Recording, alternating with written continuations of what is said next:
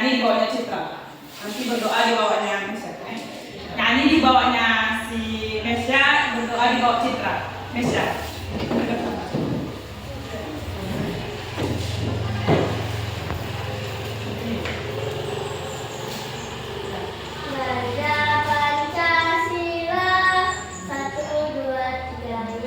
Garuda Pancasila, akulah pendukungmu, patriot proklamasi, sedia berkorban untukmu.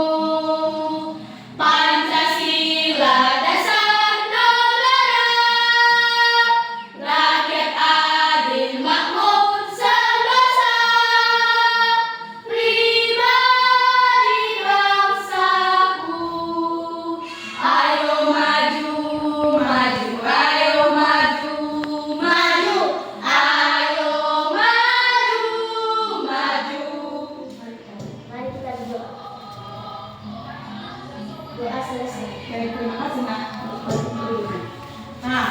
Kemarin itu kan kita di sini belajar tentang arti dari sejarah kurikulum yang ada di Indonesia. Nah, di sini Ibu akan mengulangi dan menjelaskan apa itu sejarah kurikulum itu.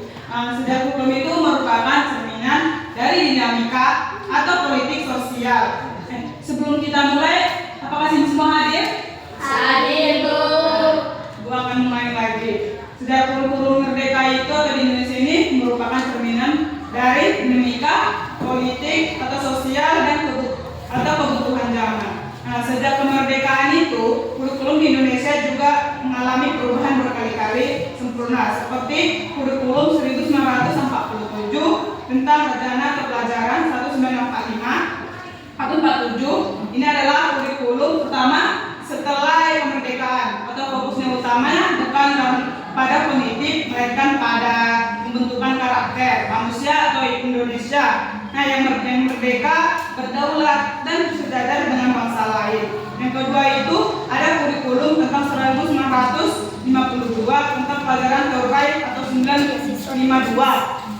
Kurikulum ini merupakan penyempurnaan dari kurikulum sebelumnya, atau ciri dari khasnya itu adalah tentang rencana pembelajaran yang harus mempelajari isi yang dihubungkan dengan kehidupan sehari-hari. Yang ketiga itu ada kurikulum 1964 tentang pendidikan.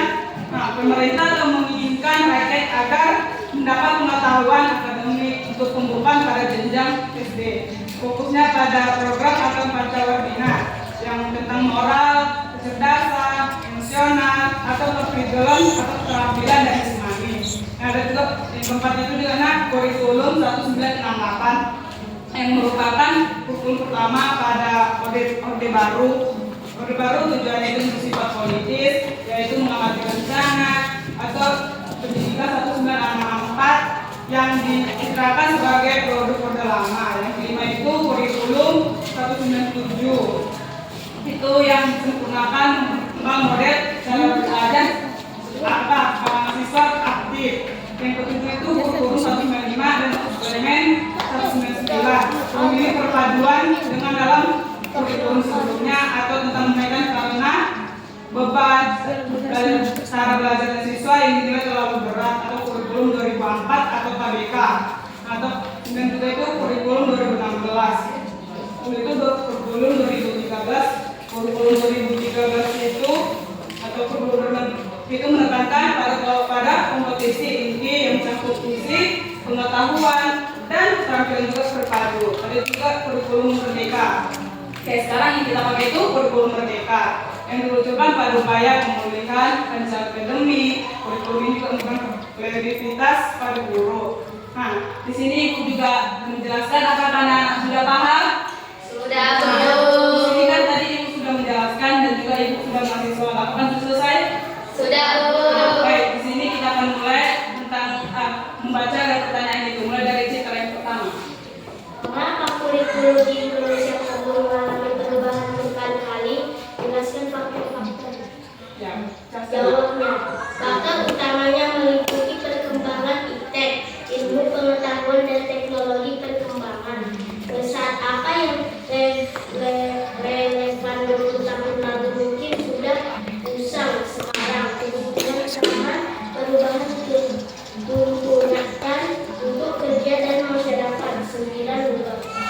Komisi Politik dan Kebijaksanaan membawa visi baru dalam mencontoh generasi bangsa hasil evaluasi.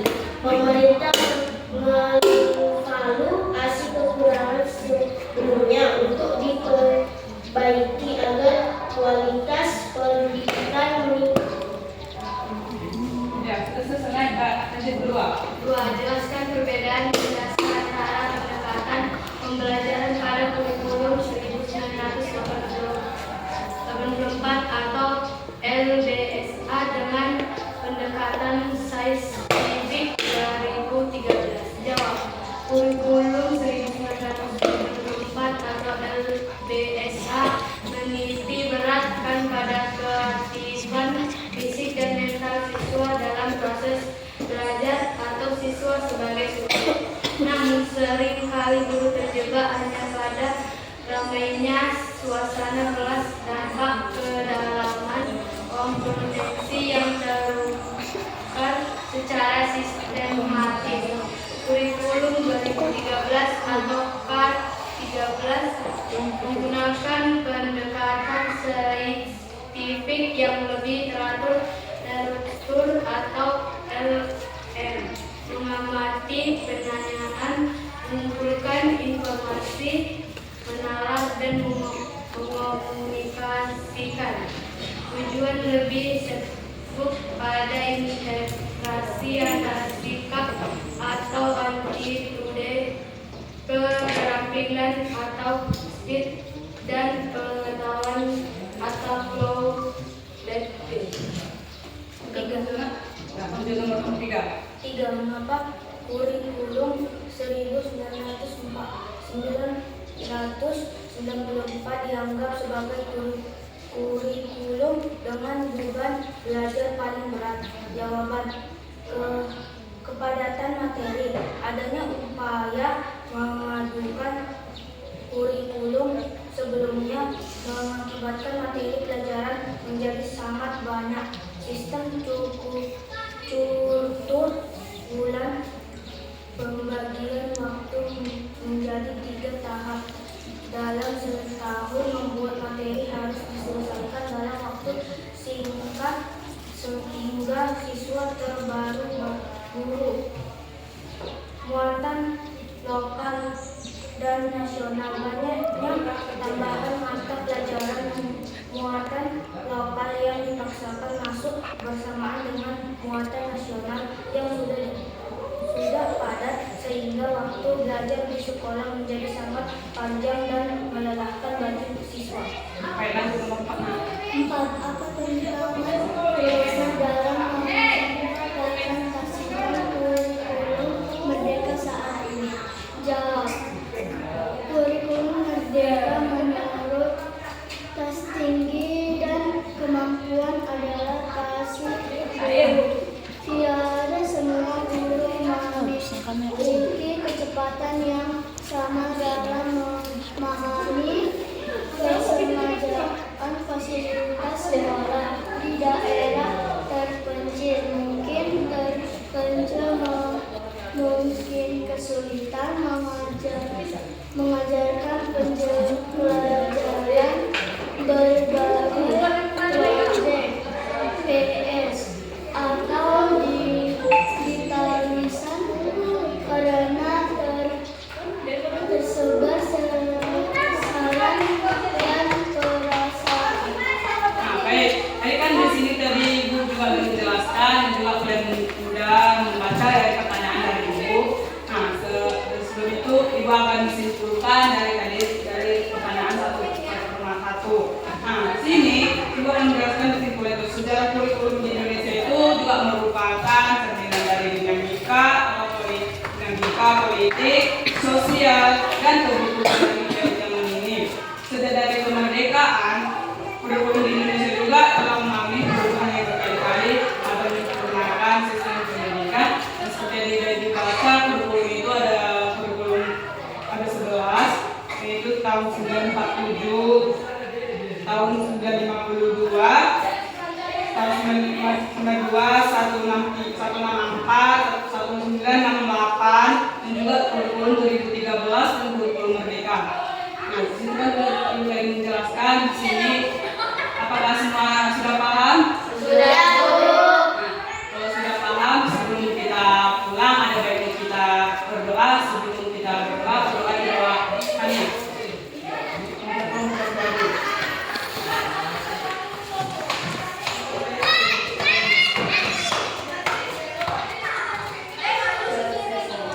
Terima kasih.